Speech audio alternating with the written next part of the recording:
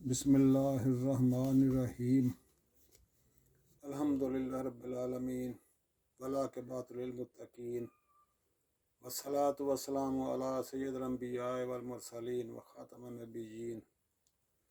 السلام علیکم ورحمۃ اللہ وبرکاتہ۔ ناظرین، میں ہوں آپ کا میزبان کیلیفورنیا امریکہ سے مخصوص ساجد، اس وقت کی چند اہم خبروں کے ساتھ۔ ناظرین، مبینہ طور پر پتہ چلا ہے کہ ایم کیو ایم نے اپنے مطالبات تسلیم ہونے تک وفاقی کابینہ کا حصہ نہ بننے کا فیصلہ کیا ہے۔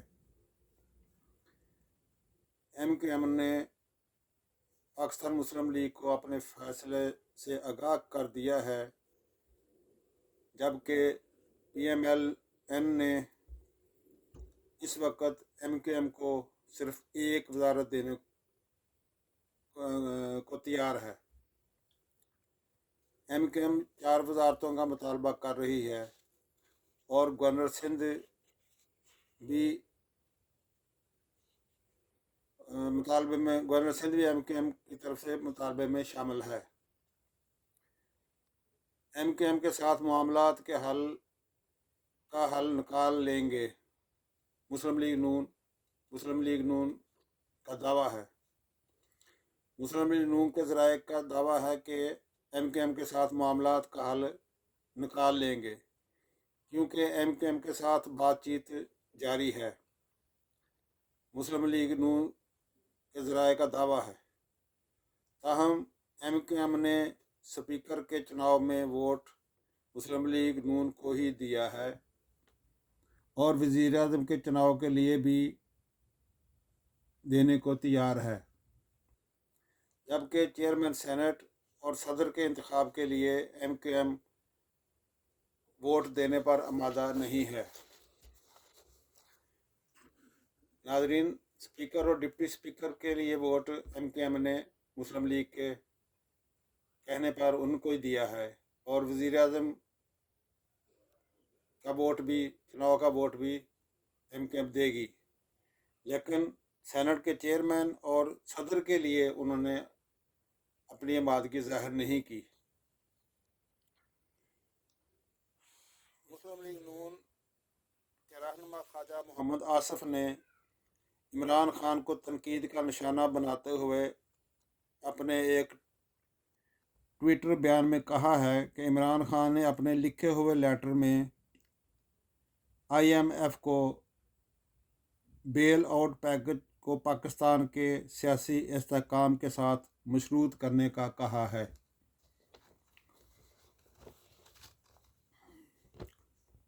خواجہ صاحب نے مزید کہا ہے کہ عمران خان کی زبان سے سیاسی استحکام کا مطلب اس کا ذاتی اقتدار ہے۔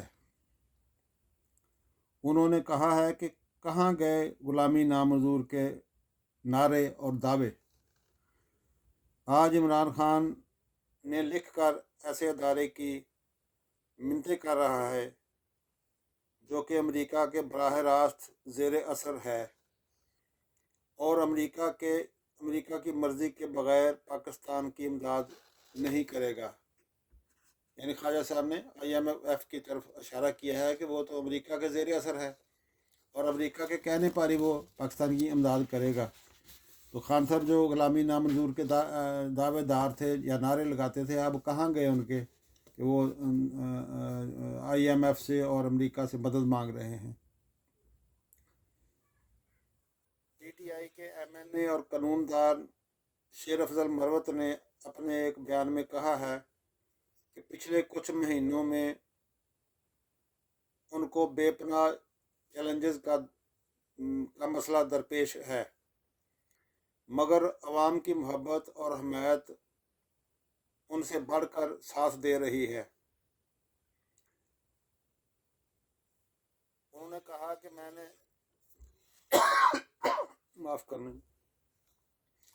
انہوں نے کہا کہ میں نے سیاسی عمل کی گہری پیچیدگیوں کا ادراک حاصل کیا ہے۔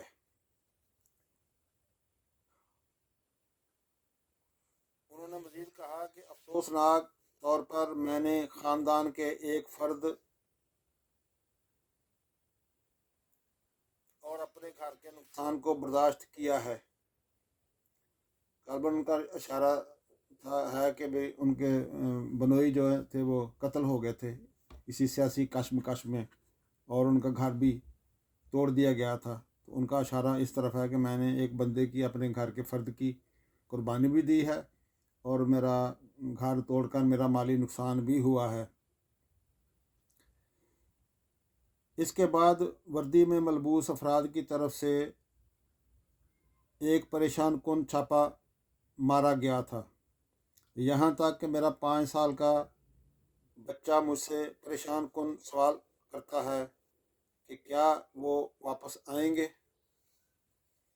یعنی حملہ آوروں کے بارے میں انہوں نے، بچہ جو ہے ان سے پوچھتا ہے خوف کے مارے والد صاحب سے کہ وہ پھر تو نہیں آ جائیں گے۔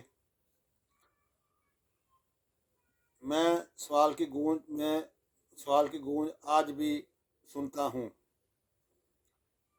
انہوں نے کہا کہ ان مشکلات کے باوجود میں مسلسل عزم اور حوصلے کے ساتھ اگلے چیلنجوں کا مقابلہ کرنے کے لیے ہر روز تیار رہتا ہوں۔ مروت صاحب نے مزید کہا ہے کہ زمینی حقائق کا سامنا کرنے کے لیے ہمت اور حوصلے کی ضرورت ہوتی ہے۔ یہ سفر رکاوٹوں سے بھرا ہوا ہے۔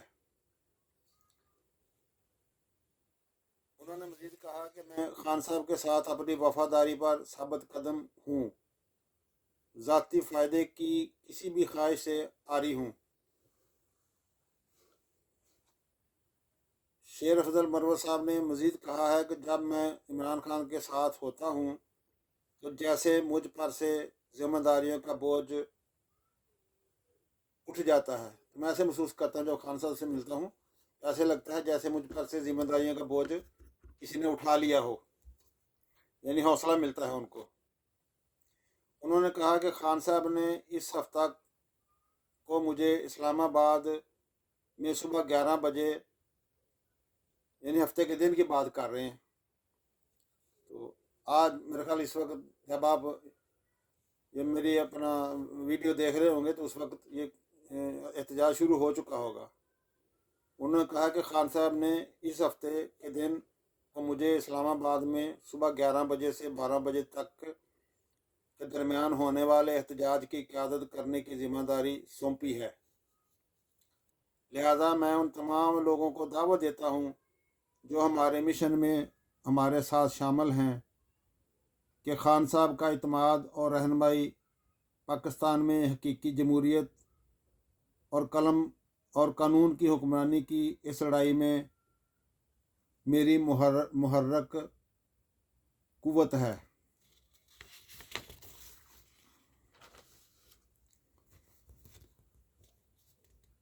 ناظرین، سینئر دانشور غریدہ فروقی نے اپنے ایک بیان میں کہا ہے کہ IMF کو خط لکھ کر پاکستان کے داخلی و اندرونی معاملات میں مداخلت کا کہنا انتہائی سنگین فعل ہے۔ ناظرین، انہوں نے عمران خان صاحب کے غالباً خط کا حوالہ دیا ہے، موضوع پر بات کی ہے۔ آج اگر PTI IMF کو ایسا کہہ سکتی ہے تو کیا بعید ہوگا کہ کل کو کسی بھی معاملے کو بنیاد اور جواز بنا کر بھارت کو بھی پاکستان میں مداخلت یا دار اندازی کا کہہ دیا جائے۔ انہوں نے کہا ہے کہ سیاست کی چند بنیادی ریڈ لائنز ہوتی ہیں، وہ کسی صورت کراس نہیں ہونی چاہیے۔ PTI کے MPA میاں اسلم اقبال نے کہا ہے کہ بجلی کی قیمت میں اضافے کے بعد پیٹرولیم مصنوعات کی قیمتوں میں بھی اضافہ کر دیا گیا ہے، اور یہ سلسلہ یوں ہی چلتا رہے گا۔ انہوں نے کہا ہے کہ جب تک مینڈیٹ چور ڈاکو حکمران اس ملک پر مسلط رہیں گے، نہ تو ملک میں معاشی استحکام آ پائے گا اور نہ ہی عوام تک ریلیف کی کوئی بوند پہنچ پائے گی۔ انہوں نے کہا ہے کہ یہ PDM-2 حکومت پچھلے 16 ماہ سے بھی زیادہ بھیانک ثابت ہوگی۔ میاں اسلم اقبال صاحب نے مایوسی کا اظہار کیا ہے کہ جس طرح آگے پیچھے ریٹ بڑھ رہے ہیں، تو انہوں نے ان کی پچھلی گورنمنٹ کا حوالہ بھی دیا ہے، 16 مہینے کی گورنمنٹ کا، کہ جس طرح اس 16 مہینے میں مہنگائی کی گئی ہے، تو اب پھر پیٹرولیم مصنوعات، پہلے بجلی، پھر اس سے پہلے گیس کے ریٹ بڑھائے گئے تھے۔ تو انہوں نے حوالہ دیا ہے کہ بھئی یہ وہی PDM-2 والا جو ہے دوبارہ آ گیا ہے، تو اس کے آنے سے جو ہے کوئی بہتری کی امید نہیں نظر آ رہی۔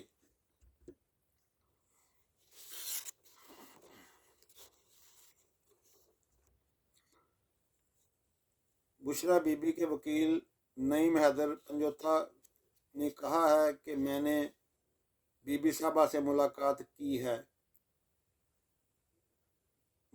کی، آج ریکویسٹ کی ہے، آج میں ملاقات نہیں ہوئی، ملاقات کی ریکویسٹ کی ہے، کیونکہ آج ملاقات کا دن ہے، لیکن مجھے ملاقات کی اجازت نہیں دی گئی۔ پنجوتا صاحب نے وجہ بتاتے ہوئے کہا ہے کہ لاسٹ ہیئرنگ پر جب میری ملاقات بشرا بی بی صاحبہ سے ہوئی تھی، تو ہم نے باہر آ کر ان کی صحت کے بارے میں آگاہ کیا تھا کہ وہ کس کنڈیشن میں ہیں، کس طرح سے ان کو کھانا دیا جاتا ہے۔ ہم بار بار مطالبہ کر رہے تھے کہ میڈیکل چیک اپ کے لیے جو ہم نے درخواست دی ہے اس کو منظور کرتے ہوئے میڈیکل ٹیم کو ان کی چیکنگ کے لیے بھجوایا جائے، اور ڈاکٹر فیصل جو ان کا ڈاکٹر اور معالج ہیں ان کو اجازت دی جائے، لیکن اجازت نہیں دی گئی۔ انہوں نے مزید کہا ہے کہ ہم یہ ریکویسٹ کر رہے تھے کہ بشرا بی بی صاحبہ کو اڈیالہ جیل جانا چاہتی ہیں، کیونکہ وہ چاہتی ہیں کہ جہاں پر دوسری عورتیں اور بچے غریب اور امیر قید ہیں، مجھے بھی وہاں پر دوسرے قیدیوں کے ساتھ رہنا چاہیے، لیکن عجیب طریقہ سے بہانہ بنایا گیا ہے کہ اڈیالہ میں ان کے لیے سیکورٹی خدشات ہیں اور جیل کے اندر جگہ بھی کم ہے۔ مزید یہ کہ یہ سابقہ خاتون اول ہیں، اس لیے ہم ان کو دوسری قید خواتین کے ساتھ نہیں رکھ سکتے۔ تو پنجوتا صاحب کا کہنا ہے کہ مجھے یہ سب بہانے معلوم ہوتے ہیں، اور یہ مطلب ان کی عزت افزائی کے پیچھے چھپنے کی کوشش کر رہے ہیں۔ تو انہوں نے کہا کہ ان میں کوئی بھی بات ایسی نہیں ہے، نہ ہی جیل کے اندر جگہ کم ہے، نہ ہی کوئی ان کی عزت افزائی کے لیے ان کو رکھا ہوا ہے۔ تو ان کو جو ہے ادھر مطلب جو سہولتیں ہیں، نہ صحت کی سہولتیں ہیں، نہ کھانا ٹھیک طرح سے دیا جا رہا ہے، ان پہ پابندیاں ہیں۔ اس لیے وہ کہتی ہیں کہ مجھے جیل میں دوسری خواتین اور بچے جو عام گھروں کے، غریب گھروں کے اپنی قید گزار رہے ہیں، تو ان کے ساتھ ہی رکھا جائے۔ مجھ سے جو VIP سلوک کیا جا رہا ہے، میں اس کی مستحق نہیں ہوں۔ ناظرین، دعا ہے کہ اللہ تبارک و تعالیٰ ہم پر، ہمارے وطن عزیز پر اپنی رحمتیں اور آسانیاں پیدا فرمائے۔ ناظرین، آپ کو ویڈیو اچھی لگے تو اس کو سبسکرائب کر دینا اور لائک کر دینا، اور اپنے قیمتی فیڈ بیک سے بھی آگاہ کریں۔ اسی کے ساتھ اجازت چاہوں گا۔ اللہ حافظ۔ پاکستان زندہ باد، پاک فوج پائندہ باد۔